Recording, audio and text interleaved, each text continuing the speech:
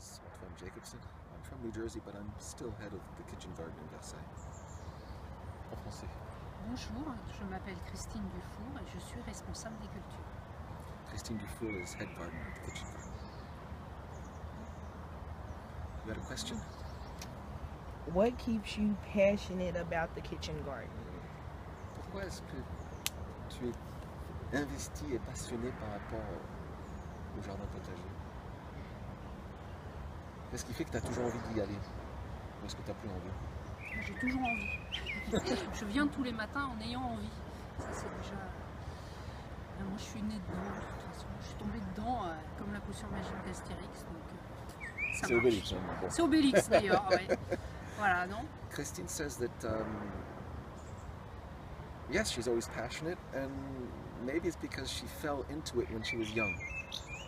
And there's I think I've talked to you about these characters in France called Astérix and Obélix. Obélix fell into the magic potion when he was young, and he never needs to drink it anymore. And so she fell into it when she was young, and she comes to work wanting to work every day. Mais t'es tombé dedans jeune, ça veut dire? Ah, mon père jardinait, il avait 3-4 jardins et on était tout le temps dans le jardin, quoi. Et moi j'ai toujours aimé ça. Her father was a gardener, had several gardens, and so she was always in gardens, and she always liked doing it. Mais t'as pas toujours été en légumes quand même. T'as quand même fait une formation en floriculture au début. In the beginning, she did do not so much on vegetables, but on flowers. In my case, yeah, I like to eat. That's what makes me get up in the morning when hungry. And yeah, it's really about food for me. It's not about flowers. It's not even necessarily about a space being beautiful. For me, it's about eating properly, I wouldn't say being healthy, because I'm not necessarily healthy, but being sensitive. Because tasting the difference between one strawberry and another, or tasting the difference between 2 cabbages, and feeling how my body changes depending on how I eat. So, what inspired you to do something so different?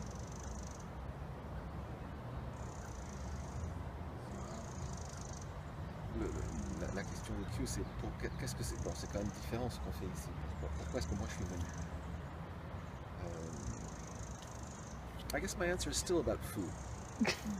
But I never thought I would work here. It never occurred to me. Okay? I was interested in food, and so I went into agriculture. But from agriculture, I used to work in La Courneuve, and at one point, so in a different kind of social situation than here in Versailles, and I was rather invested in that sense. That's what I was interested in, working with fruits and vegetables, eating for how to say for the general population. And I arrived here on a 3-month contract. It wasn't planned. To do an exhibition about regional agriculture, regional horticulture, and I just kind of stayed. And they kept me. I think there's something else that's very personal. That's more political. But there's something else that's very personal. I'm the 4th generation of a family that moves every time, whether it be for political or for religious or economic reasons.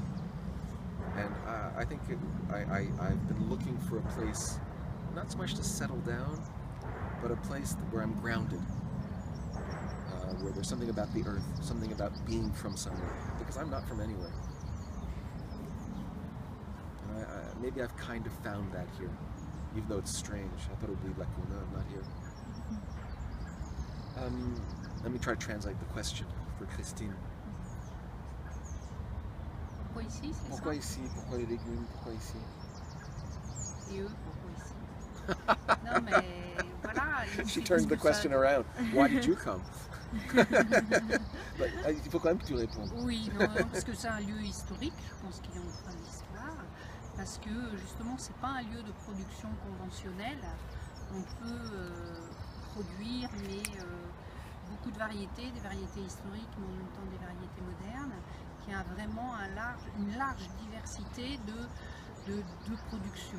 Et qu'en même temps, on rencontre beaucoup de gens, les visiteurs, les étudiants et les stagiaires. Christine answers that she was attracted here by its history, by the fact that it is a historical place, and that she stays in part because she has the opportunity to not be in a conventional economic situation, to be able to produce a large diversity of fruits, of vegetables, of trying things out, and not only being held to an economic result. And she adds that part of the pleasure, part of the importance of working here is meeting all the different people who come, whether it be our visitors, whether it be the students, or whether it be you. That's part of working here.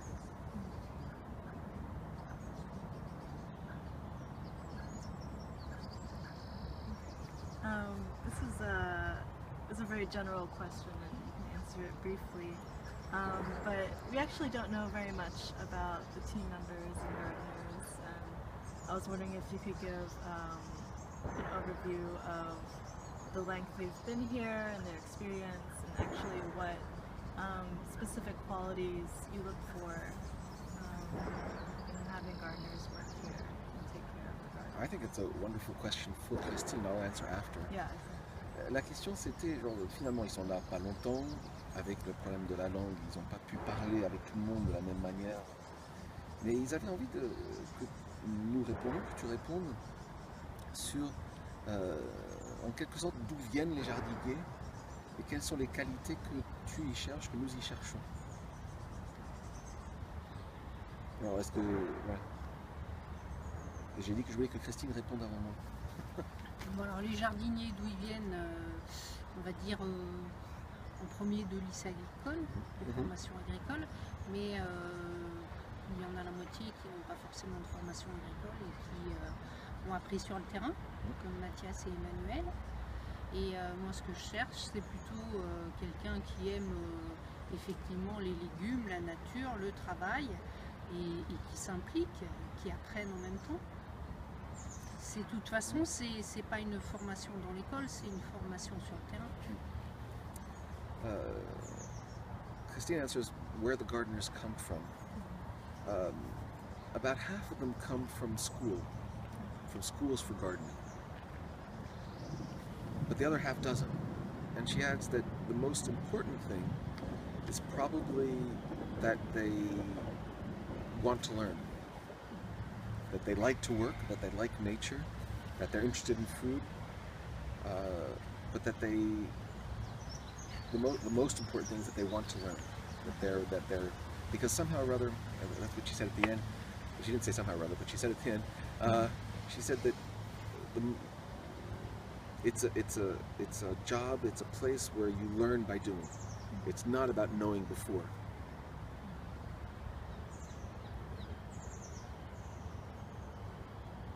What do I answer? In some sense, the same thing as Christine, but I'm going to add some things. The most important thing is that they want to work. And that it's not just they want to work, but they feel invested, that they're enthusiastic, that they're passionate. Because if someone has passion, you can do anything. You may not succeed, but you can try to do anything.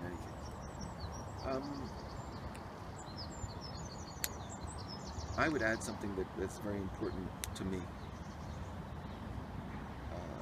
We have a very young group. We used to have older gardeners. And what I discovered when I became responsible and I had to start planning about how to renew the presence of the gardens was that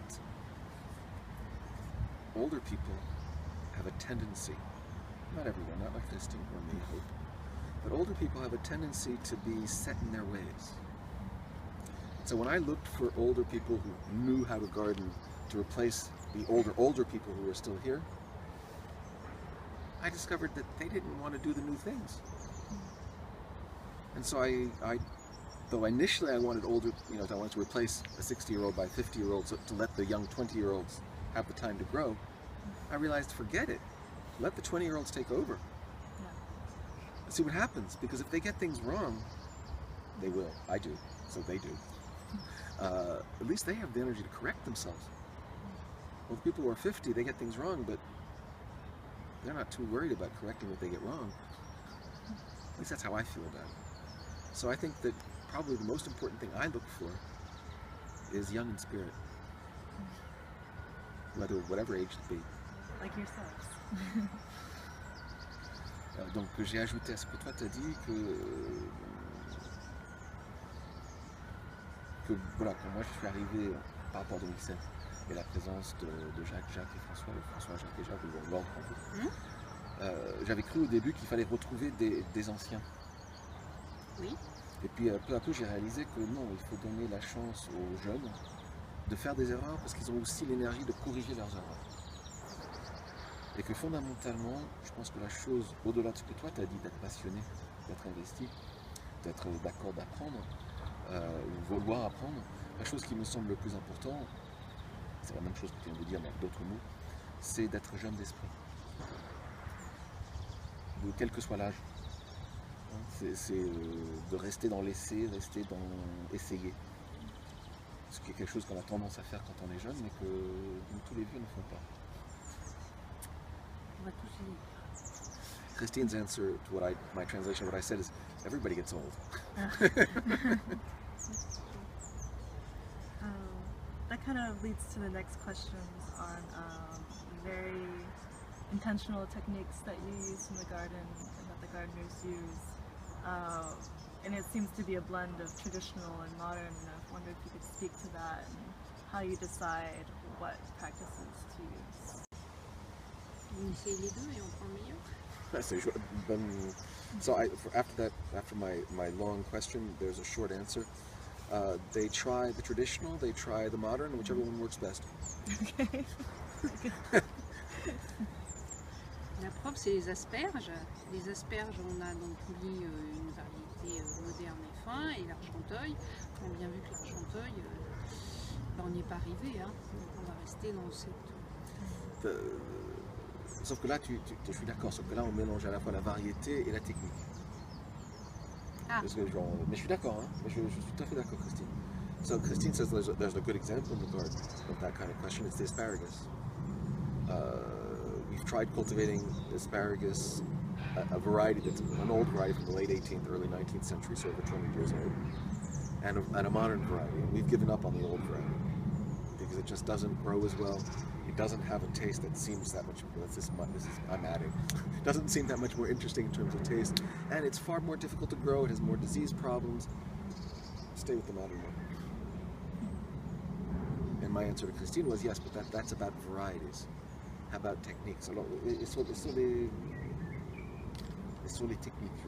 Alors sur les techniques, de toute façon, elles ont évolué. Hein. Donc aussi, nous aussi. La couche à fumier. Oui, on n'y arrive pas. On n'y arrive pas parce que les pailles sont plus pareilles, parce que il y a plein de choses et que... C'est pas le même temps de travail. Ben non, donc les techniques elles évoluent, on évolue avec, on garde par exemple le paillage ou là du coup ça s'est amélioré, on fait le lasagna quoi. C'est plus la couche à fumier mais ça devient le lasagna. C'est vrai, c'est un truc lié à la couche ça, c'est tout à fait ça. I like this conversation.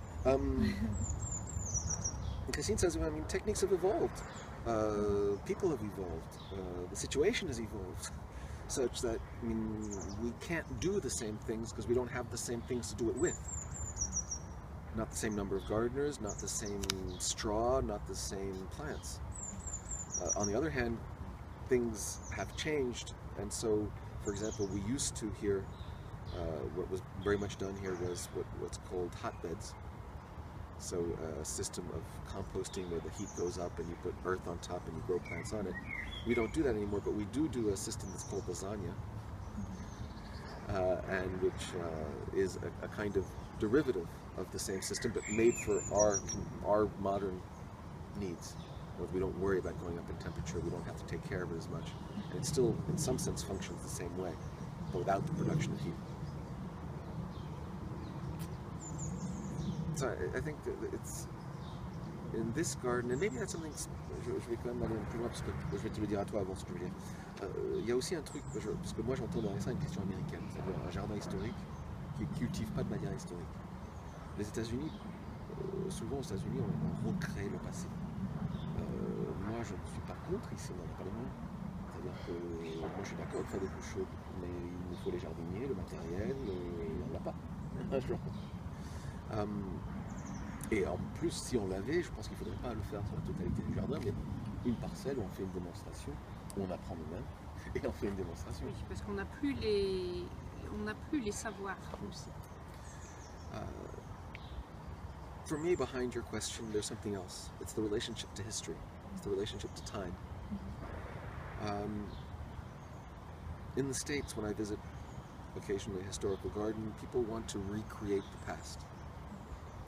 In France, in Europe, the question of recreating the past doesn't exist the same way. Both because there's such a long history that it's an accumulation. There's no question of returning. It's an accumulation of things. The kitchen garden here doesn't need to be recreated. It never stopped. So we don't have to recreate it because it's never stopped. But at the same time, we evolve with it because the means we have today aren't the same. And to redo this garden correctly, in terms of historical exactitude, is beyond the means we have today. Yes, we're rich in history in this space, but we're very poor economically.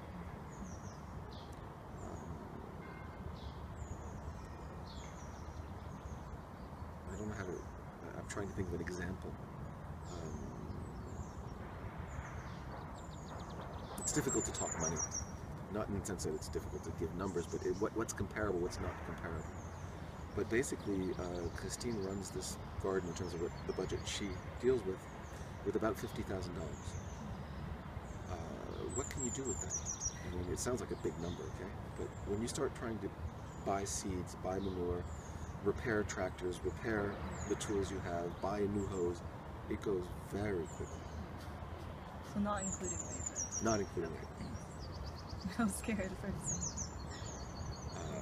I mean, when professional gardeners, professional vegetable producers come see us and I give that number, they say, of course you can't do things. I mean, that's what they spend on 1 hectare to be able to produce far more.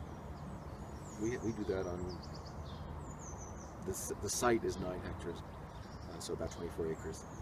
We do that on 7 hectares, so 7 times 2, 14. We do that on about 16 to 18 acres. That's what we have.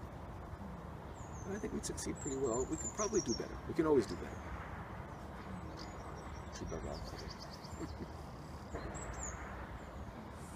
I have a question. What do you want the rest of the world to learn from the work that you do here at this garden? And sort of a caveat to that is, what do you want the people who visit to leave with? Before translating, I'm going to give a half an answer. Okay. And I'm very curious, part of the reason I want to hear Christine's answer.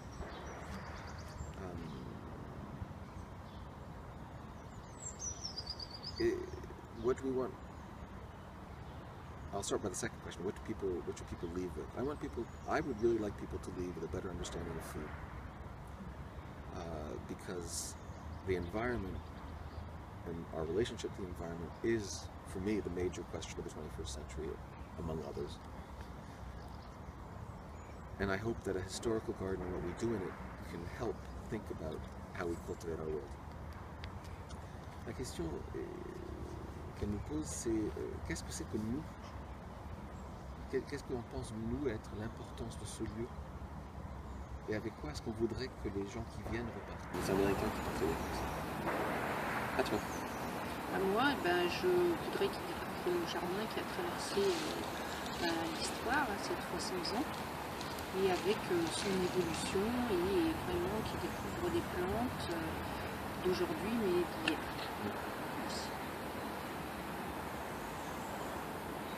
Christine says that she would like people simply to discover the garden And when she says garden, she means to discover plants, to see the space, to see plants that are from today, because they're cultivated today, but that have how to say that have crossed time, that are plants that are new today, but that have come from yesterday. Toi, I have a question for Christine. Toi, t'as envie de laisser quoi par rapport à ici? Jacques, il a laissé un jardin d'une rigueur qui dépassait celle qu'il a connue quand il est arrivé. Toi, t'as quoi t'as envie de laisser quoi? Bon, tu n'y es pas encore, hein. J'entends encore J'ai des envie années. d'y laisser des gens qui ont envie de continuer, qui s'y sont mis. J'aime bien ça.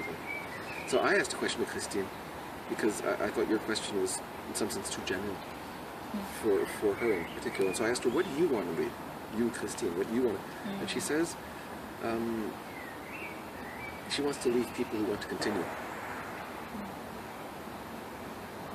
That's what's important to her.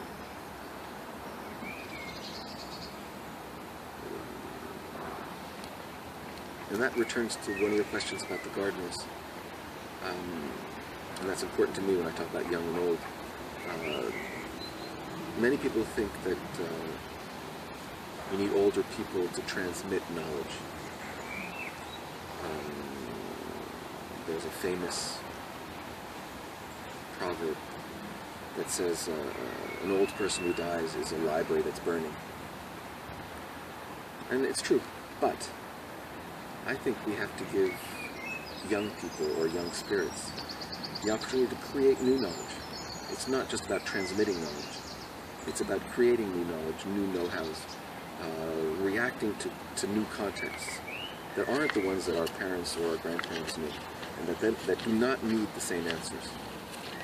And so when Christine says that what she wants to leave is a place where people want to continue, I think that's what's important. It's not telling them what to do, but it's them wanting to continue. I'm repeating myself. J'ai juste ajouté que pour moi, ce qui est important dans les jardiniers vieux, les jardiniers jeunes, et que j'adore dans ta réponse à toi, c'est que c'est pas de dire aux gens comment faire, c'est de dire aux gens continuer. Et les jeunes d'esprit, comme les jeunes d'âge, peuvent créer de nouvelles manières. Parce que nos conditions de travail ne sont pas les mêmes. Et donc les réponses anciennes ne sont pas toujours celles qui conviennent. Oui, oui.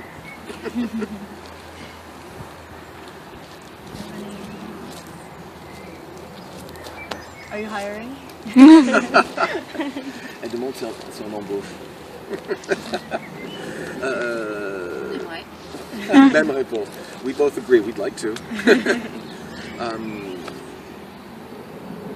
Actually, we've reduced the number of gardeners. The garden that we've been reducing since 2006, 2007. And one of my main points of pride, and I think also Christine's, is that despite the fact of constantly diminishing numbers of work hours, we've succeeded in maintaining the garden and maybe even making it better. Just this year, I've been forced through budget cuts to reduce an equivalent full-time gardener for the year. So it's not easy. So far, I've maintained the permanent gardeners have stayed the same. And what I've done is I've reduced on all our seasonal workers. In other words, the gardeners don't have vacation the same way. And I've succeeded in constructing a certain kind of internship program that allows me to help, but which I feel is fundamentally flawed. It's fundamentally flawed because I'm replacing paid labor by unpaid labor. That doesn't seem correct to me, but it's the solution I've been, more or less.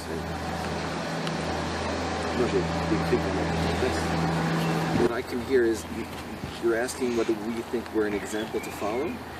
I think, well, so our project is to take inspiration, like us as individuals take inspiration and create something back home.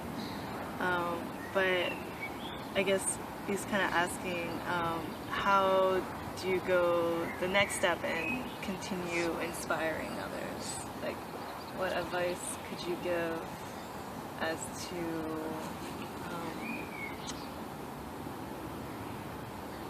how we can share the knowledge and enthusiasm we've gained, and to make this project not just a duplication, but something that continues to inspire? I know, sorry. My first reaction would be to say, if you think you're inspirational, you're wrong. Okay. But that's just me, okay? La question, c'est donc eux, ils viennent chercher de l'inspiration et ils ont l'impression d'en trouver. Ouais. Mais en quelque sorte, qu'est-ce que c'est que nous on fait, ou comment est-ce que nous on devrait, et qu'est-ce qu'on peut conseiller à d'autres pour devenir des exemples. Et moi, qu'on soit exemplaire. Moi, j'ai insisté, j'ai en disant, mais si déjà tu penses que tu es exemplaire, tu l'es plus. Parce que le truc, c'est de continuer de faire aussi bien que tu peux, mais tu peux toujours t'améliorer. Oui, c'est bien faire son travail, c'est la seule chose qui nous intéresse. The only thing that interests Christine, or rather, I mean, that's too much of a blanket statement. I'll keep the phrase anyway. The only thing that interests Christine is to do her job right. It's not a question of inspiring or not inspiring. It's a question of giving your all, and I associate myself with that. It's very bizarre for Christine and I. We've talked about this before, the two of us. Je vais parler de nos réactions tous les deux quand des gens de l'extérieur viennent et trouvent qu'on est exemplaire en agroécologie, par exemple. They come and we describe what we do, and they tell us we're really good. And Christine and I look at each other. We don't think we are, and I don't mean that false modesty. Okay, we still use chemical products. We're still in a process of using non-renewable energies. We're still buying lots of our seeds from companies who maybe we don't want to buy them from, because who knows what they're investing in. We're not getting rid of our used oil properly because it costs too much for us to do it. We have asbestos in some of our spaces where we don't bring you, don't worry. What else can I think of? All we try to do is do the job right, or as well as we can. How do we do it right? As well as we can. And I think that's the only thing we can say to anyone is you plow ahead and you try to do things right, but inevitably you get things wrong. It's kind of what I was saying about the young people. Okay, you plow ahead, get things wrong, and I guess what is important is trying to correct what you got wrong. But it's not about not getting things wrong, because you always do. I mean, you always do. But you keep an ideal or a goal in mind? So that's correct? Bon, faire son travail correctement, je répondais aussi qu'on en fait toujours des erreurs. On en fait constamment, mais le fait d'essayer de les corriger, parfois. On pose la question de savoir, est-ce qu'on les corrige parce qu'on a une idéal en tête? Est-ce que tu as une idéal en tête, toi, de ce qu'on devrait faire? Non, c'est le résultat. Si on n'a pas le résultat qu'on attend, c'est-à-dire si on veut produire par exemple telle plante, si le résultat n'est pas là, c'est là qu'on corrige. Si la production n'est pas bonne, on est plutôt en termes de production, d'embellissement du jardin. Je n'ai pas d'idéal. Christine answers in her very typical way. She says, well, ideal? No. But we have an objective. We want, I'm giving an example, we want the potatoes to grow properly. If they don't grow properly, well, we have to find ways of making them grow properly. So it's not a question of an ideal. It's a question of creating objectives that seem normal. And that when you try to do them, aren't always that easy to get to. For me, I think I do have ideals. I'm not sure I should call them ideals, though. I have convictions.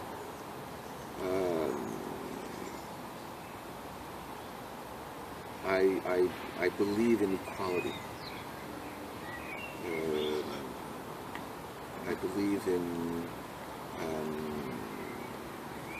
in the American dream, but not the American dream in terms of success. In that all men are created equal, and that everyone should be able to pursue happiness, and whatever that happiness means. But of course, as soon as I say that, the first thing I say is that, or the first thing I think, is that you have to stop running after happiness as something permanent. You have to run after happiness knowing that it's always temporary, and that it always goes away.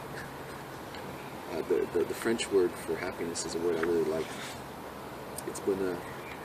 And the reason I like it is because literally it means a good hour. It's not permanent. It's just a good hour. Moi j'ai quand même des idées, mais c'est pas en termes de genre. C'est que j'y crois réellement à l'égalité. Je crois réellement en quelque sorte que, et ça c'est ce qui est inscrit dans la Constitution de la Déclaration des droits américains. C'est le rêve américain. Je crois au droit de chacun d'essayer d'être heureux. Et il y a un mot en français que j'aime beaucoup qui est bonheur. Parce que littéralement, bonheur c'est une bonne heure. Et les gens, ils veulent toujours être heureux tout le temps. Non, c'est une heure par-ci par-là. Et c'est déjà bien. C'est pas heureux tout le temps. So I translate it backwards. My question is, what is your favorite part about your day-to-day work in the garden? Quel est ton truc préféré, ton travail quotidien ici? C'est arriver le matin et voir le soleil se lever, ça me suffit. Her favorite thing here is to arrive in the morning and see the sun come up. She says that's enough for her. Non, j'ai pas mon préféré. Mon truc préféré ici, et je me sens très paternel quand je dis ça, ça m'inquiète encore, c'est de voir les jardiniers évoluer. C'est de voir David évoluer, c'est de voir Emmanuel Beau devenir jardinier, c'est de voir Jérôme peut-être éviter d'être un vétéran, parce que j'ai l'impression qu'il évolue. Oui.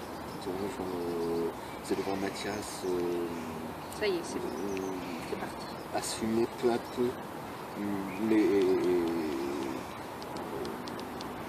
et après on a les enfants qui nous posent problème, il y a Jackie, je sais toujours pas réellement s'il a bien travaillé ou pas. Tu vois, genre... C'est pareil, il grandit aussi. Les jeunes, c'est ça le problème, il faut qu'ils grandissent. My favorite thing here is seeing the gardeners grow. And so I went off on a thing with Christine about, which ones. Oh, okay. and Christine answers when I give the names and how they've changed. And Christine says, yeah, I know, the problem with young is that they have to grow. They all grow, but it's not always that easy. I like that question. Thank you guys. Merci à vous.